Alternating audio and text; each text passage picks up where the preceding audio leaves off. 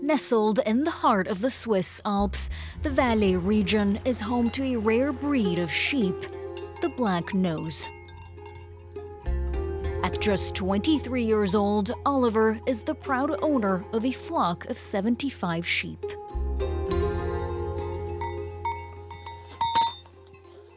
We have a fine sheep right here, with a shiny coat from head to toe. Raised for meat and wool, the fluffy animals also help preserve the landscape.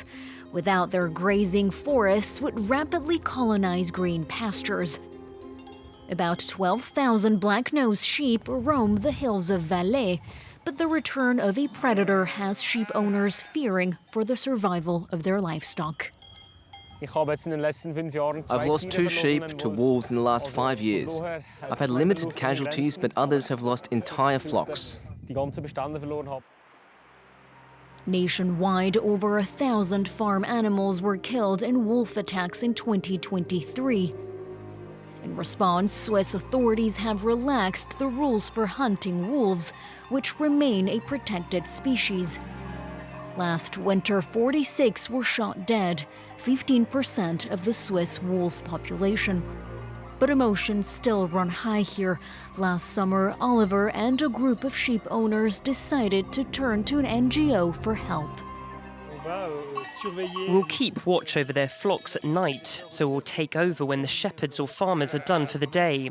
We'll set up surveillance perimeter around the flock to prevent predators, mainly wolves, from getting close to the animals and attacking them.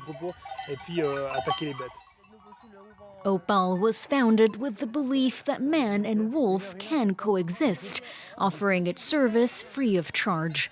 This summer, nearly 450 people volunteered to keep guard. As the sun begins to set, it's time for Suzanne and Martine to take position. Allô Martine, t'es là? Ça marche, ça marche. Night goggles and a whistle to complete a wolf deterrent kit. They set off on separate rounds. Ça joue, Suzanne? Oui, j'ai rien observé pour l'instant. Rien à signaler? Non. Alors, si je devais voir un loup, if I see a wolf, I would have to call my colleague with the walkie-talkie.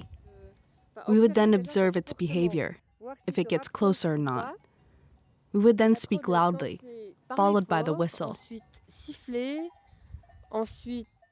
Then, we move on to the flashlight. If that doesn't work, we have a foghorn as a last resort. But the NGO has never had to use it. Just the sound of the human voice and some light should be enough to scare them away.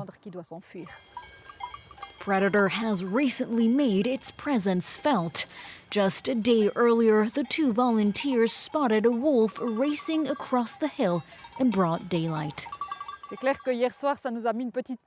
Last night was more stressful, thinking maybe that wolf was going to come back, so we had to be on our guard. They're out there, there's no doubt about that, so you have to be vigilant.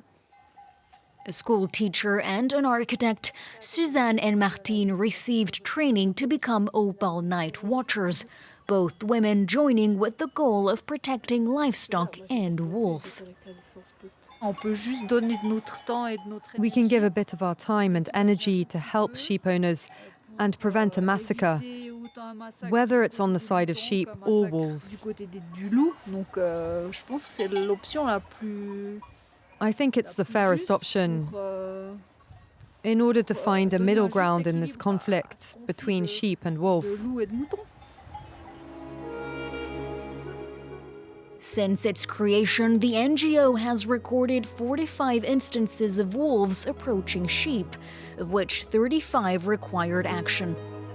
For the 2 volunteers, it's the end of a 3-night adventure, with no casualties to report.